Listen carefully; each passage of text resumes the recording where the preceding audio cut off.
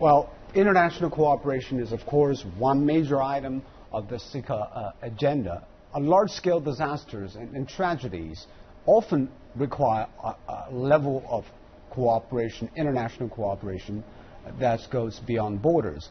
The missing Malaysian flight MH370 is a good example. The capsized South Korean ferry, the deadly mine blast in Turkey, all these involve some kind of international cooperation. And our correspondent Ryan Meltzer has been following the search for the missing flight, which is still no evidence of whereabouts since day one. And let's talk to Ryan now. Well, good morning, Ryan.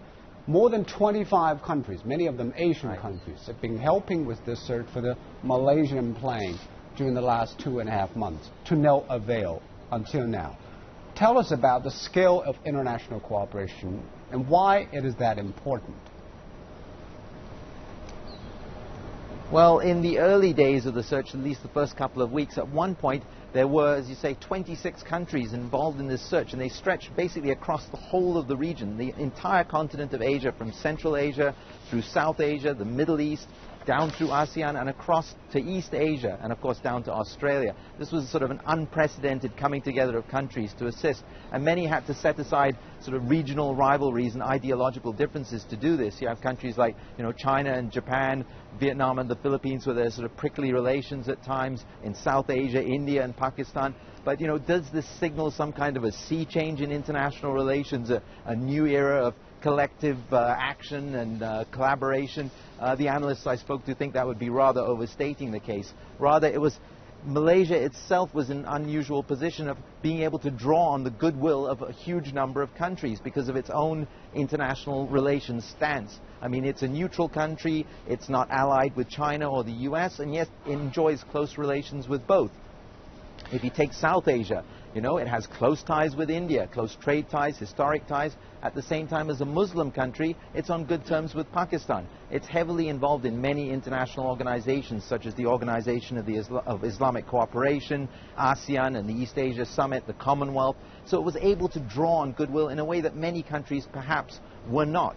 At the same time, obviously this search was well beyond Malaysia's capabilities, so international cooperation and assistance was absolutely vital. And while it may not signal a sea change in international relations, it certainly has shown that countries in Asia can set aside these ideological differences, these territorial disputes and political rivalries, to come together to assist another country that is in need in a time of crisis. And maybe it is the first time for an Asian country like Malaysia to coordinate such a difficult task of rescue and search. What is your assessment of Asian countries' involvement and coordination at this level? Well, there's not really systems in place for Asia as a whole to respond to humanitarian crises or natural disasters or incidents such as this. But we're seeing the start of that here in ASEAN.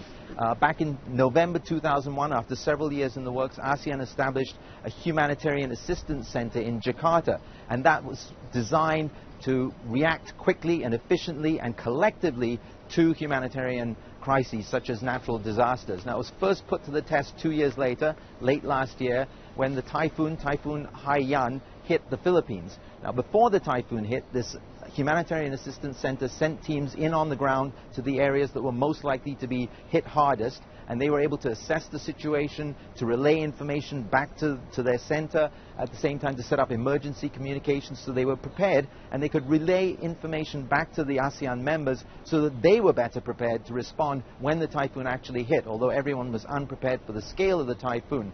At the same time, once the typhoon hit, the center dispersed about $500,000 of aid, not a huge sum. It had equipment on standby here in Malaysia at Subang Airport, such as bulldozers and prefab vehicles and generators, ready to be sent out immediately once the typhoon had hit. But basically what you saw much more assistance on a bilateral level, which is maybe more in keeping with ASEAN's philosophy of non-interference and sovereignty. And you saw all the countries of ASEAN actually aid the Philippines, either monetarily or with specialist teams, medics and the like, equipment, food, or a combination of those. So you saw a great deal of solidarity within the region to respond to this crisis, which was extremely encouraging. It helps build trust, it helps bring goodwill between the member states, and perhaps that can be expanded to incorporate more of Asia in the future. So a crisis caused the best in people. Thank you very much, Ryan Meltzer, reporting from Kuala Lumpur. Well,